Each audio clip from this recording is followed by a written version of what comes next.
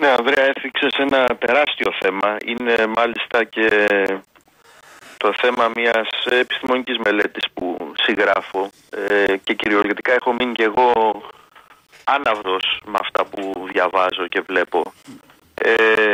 Μετά, επειδή αυτό ήταν κάτι, η πυρηνική απειλή ήταν κάτι που μας επιβάρυνε πάρα πολύ ψυχολογικά, ειδικά ανθρώπους της ηλικίας μας, όσοι είμαστε πάνω από 50 ας πούμε, ή έστω και πάνω από 45, και ζήσαμε τις ζωφερότατες μέρες του ψυχρού πολέμου, ιδιαίτερα την πάρα πολύ επικίνδυνη δεκαετία του 80, όπου εκεί θεωρήθηκε προς στιγμήν ότι κινούμαστε ολοταχώς προς το τέλος του κόσμου, ότι ο πυρηνικός πόλεμος δεν είναι κάτι που μπορεί να συμβεί, αλλά κάτι που θα συνέβαινε σχεδόν σίγουρα. Και υπενθυμίζω, ας πούμε, σε όσους θυμούνται, τον τρόμο, τη μαζική ιστερία που είχε προκαλέσει και στις ΗΠΑ κυρίως, αλλά και στον υπόλοιπο κόσμο και στην Ελλάδα, η προβολή της ταινίας η επομένη μέρα, The Day After. Ναι, λοιπόν, γίνεται και το Τσέρνομπιλ το 86. Ακριβώς, είχαμε και το Τσέρνομπιλ, ζήσαμε μια ωραιότατη γεύση πυρηνικού πολέμου. Υπήρχε αντιπολεμικό κίνημα όμως. Και τώρα, υπήρχε. Τώρα που είναι πολύ πιο σοβαρά τα πράγματα. Τώρα πολύ πιο σοβαρά δεν υπάρχει. Όχι μόνο δεν υπάρχει. Η λογική είναι ότι τα πυρηνικά όπλα είναι αυτά που μας σώσανε. Δηλαδή υπάρχει μια παρανοϊκή ανάγνωση της πραγματικότητας, μια παρανοϊκή ανάγνωση του ψυχρού πολέμου, ότι όλα πήγανε καλά, ότι η ισορροπία του τρόμου δούλεψε, ότι κανείς δεν πρόκειται να πατήσει τις σκανδάλες γιατί θα καταστραφεί ο κόσμος. Υπήρξε επίσης η αίσθηση ότι αυτό το έχουμε αφήσει πίσω μας, είναι κομμάτι του ψυχρού πολέμου και δεν πρόκειται να ξανάρθει. Τώρα ξανέρχεται ορμητικότατα. Υπάρχουν πολλές διαφοροποίησεις στα χρόνια του σε σχέση με τα χρόνια του ψυχρού πολέμου που καθιστούν πολύ πιο επικίνδυνο τον πυρηνικό ανταγωνισμό. Από ό,τι ήταν τότε. Για παράδειγμα, υπάρχουν μοντελοποιήσεις, ας πούμε, που λένε ότι το φαινόμενο του πυρηνικού χειμώνα δεν θα συμβεί, άρα μπορεί να υπάρξουν νικητές και νικημένοι. Υπάρχουν ενδιάμεσα οπλικά συστήματα, αυτά τα λεγόμενα μεταπυρηνικά υπερόπλα, όπως είναι hypersonic, δηλαδή υπερυπερηχητικοί βλήματα που κινούνται τουλάχιστον με 5 φορές ταχύτητα του ήχου, υπερυψηλής ακρίβειας, που θα σου σκάσουν κυριολεκτικά στο κεφάλι και χάρη στην υψηλή τους ταχύτητα μπορούν να επιφέρουν πλήγμα ανάλογο πυρηνικού όπλου εναντίον στόχων και στην υψηλή ακρίβεια και στην υψηλή ταχύτητα και στην ακόλουθα και στην κινητική ενέργεια που μεταφέρουν στο στόχο, μπορούν να του προκαλέσουν αντίστοιχη ζημιά με αυτή που θα του προκαλούσε στα χρόνια του ψυχρού πολέμου μια πυρηνική κεφαλή, που δεν θα έσκαγε όμως το κεφάλι του στόχου, θα του έσκαγε στα 100, στα 200, στα 500 μέτρα. Τι στόχοι μπορεί να είναι αυτοί? Κρίσιμοι στρατιωτικοί στόχοι, κέντρα δικής και ελέγχου, σιλοπυράβλων και μια σειρά από άλλα. Οπότε, δηλαδή, εκεί που είχαμε τον συμβατικό και τον πυρηνικό πόλεμο, τώρα έχουμε και μια ενδιάμεση κατάσταση που μπορεί να λειτουργήσει ως γέφυρα. Έχουμε όπλα πυρηνικά πολύ υψηλής ακρίβειας και πολύ μικρής ισχύως, που επίσης θεωρείται ότι πολύ πιο εύκολο μπορεί να χρησιμοποιηθούν. Έχουμε ασύμμετρες χρήσεις πυρηνικών όπλων, όπως μπορεί να είναι, επειδή το διάστημα είναι ένας νέος χώρος, όχι απλώς στρατιωτικού ενδιαφέροντος, αλλά παγκόσμιου γεωπολιτικού ανταγωνισμού. Το βλέπουμε τώρα, ας πούμε, ότι η Ινδία έχει μια πολύ μεγάλη δυναμική στο διάστημα. Δεν το συζητάμε για την Κίνα. Άλλες χώρες, ακόμη και η Γαλλία, έχει φτιάξει υπηρεσία διαστημικού πολέμου, η Ιαπωνία και.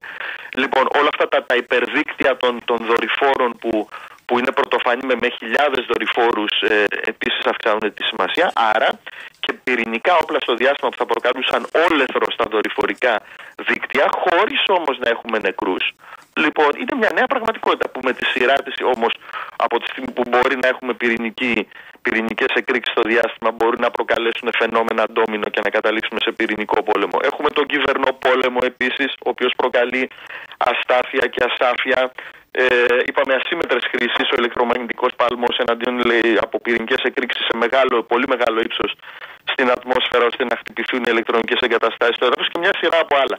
Και κυρίως υπάρχει μια παρανοϊκή ανάγνωση, όπως είπα πριν, του ψυχρού πολέμου. Θεωρούμε ότι ήταν μια σταθεροποιημένη εποχή, δεν ήτανε. Κατά τύχη ζούμε, κατά τύχη.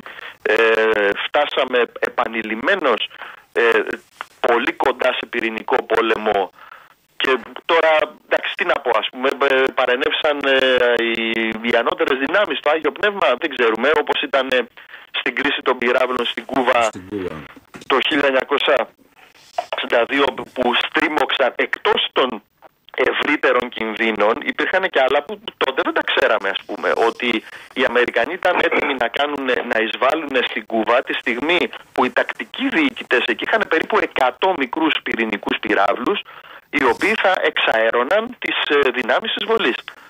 Οπότε θα πηγαίναμε σε ένα φαινόμενο ανεξέλεγκτης κλιμάκωσης και θα είχαμε πυρηνικό πόλεμο.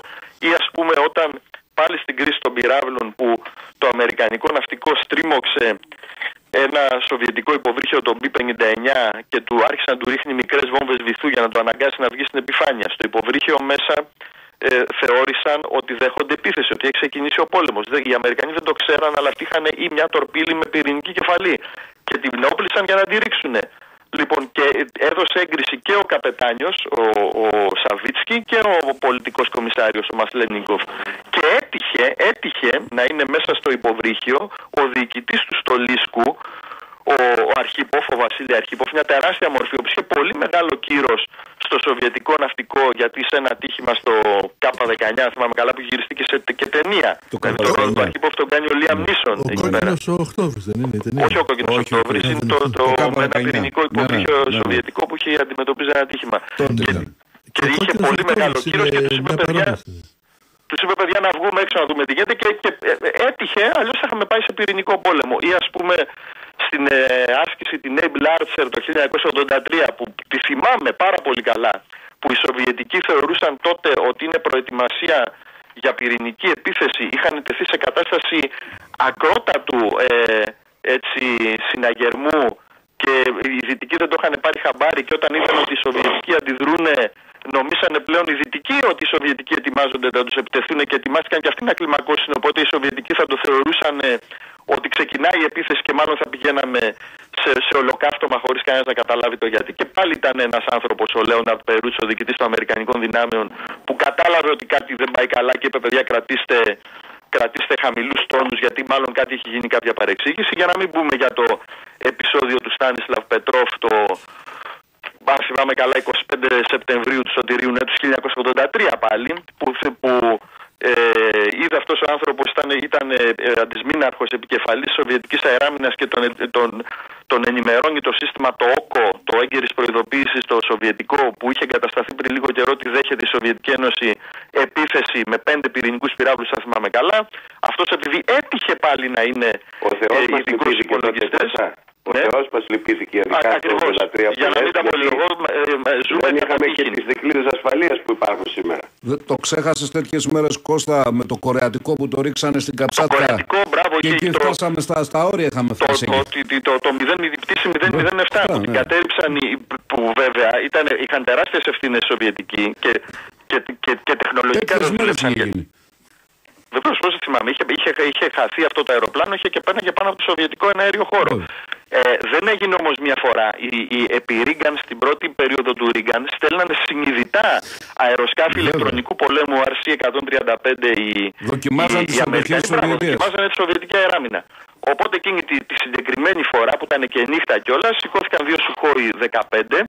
Το θεώρησε το ραντάρ του Σουχόι ότι είναι αεροπλάνο ηλεκτρονικού πολέμου, ρίξανε προειδοποιητικές βολές, οι άλλοι δεν τις είδαν και το κατέριψαν. Και μετά παραλίγο να γίνει χαμός. Φτάσαμε στα όρια εκεί.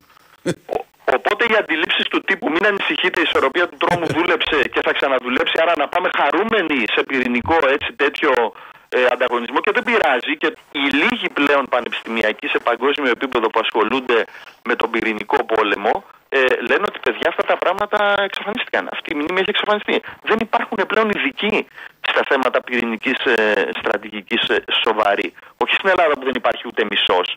Δηλαδή, εγώ αναρωτιέμαι, επειδή όλα αυτά θα έρθουν, είμαστε μέσα στο ΝΑΤΟ. Πρέπει να έχουμε μια άποψη, ας πούμε, και τώρα με τις εντάσεις που υπάρχουν με τη Ρωσία. Ποιος συμβουλεύει τον όποιον πρωθυπουργό για θέματα πυρηνικής? Πολύ εύκολα σήμερα μπορούμε να ολιστήσουμε σε καταστάσεις υπερακραίες. Αυτή δηλαδή η ψευδαίσθηση ότι δεν τρέχει τίποτα είναι τρομακτική. Και λέει, εντάξει, αφού δεν έγινε πυρηνικός πόλεμος στα χρόνια του ψυχρού πολέμου, δεν πρόκειται να γίνει. Δηλαδή είναι σαν να λες, εγώ έπαιξα μια φορά, παιδιά, ρωσική ρουλέτα, δεν μου κλήρωσε σαλάμι με τη σφαίρα, άρα η ρωσική ρουλέτα είναι απόλυτα ασφαλές παιχνίδι και θα πέσει ανεξέλεγκτα.